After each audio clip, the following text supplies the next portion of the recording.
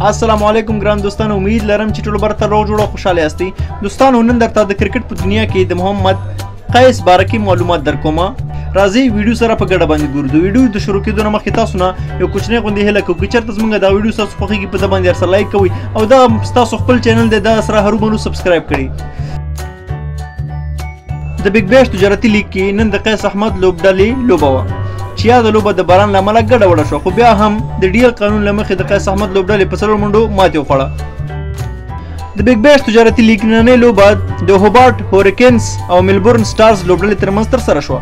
په پیل کې د لوبې پچه ملبورن سټارز لوبډلې وګټله او لومړی د هوبارټ هوریکنز لوبډلې ته د توپوهنې بلنه ورکړه، خو لوبه د باران له امله څو ځلې د ځنډ ښکار شوه چې وروسته لوبه 11 اورونو ته راټیټه شوه. هوریکنز په ټاکلو 11 اورونو کې د 15 لوبغاړو په سوځېدو 9 شپېته منډې وکړې چې له ډلې کالب جیول 6 لوبډلمشر مکډرموټ 12 او سیمون میلینکو 12 منډې وکړې.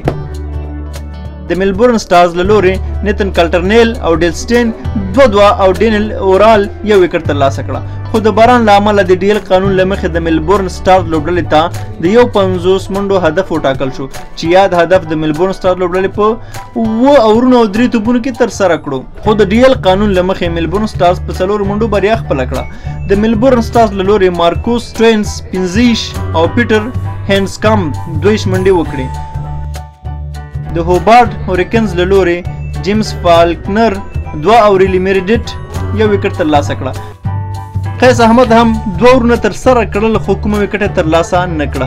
د لوبې د غوره لوبغاړي جایزه ناتن کالټرنیل ترلاسه کړه. نو دا زمونږ د نن ورځې خبر.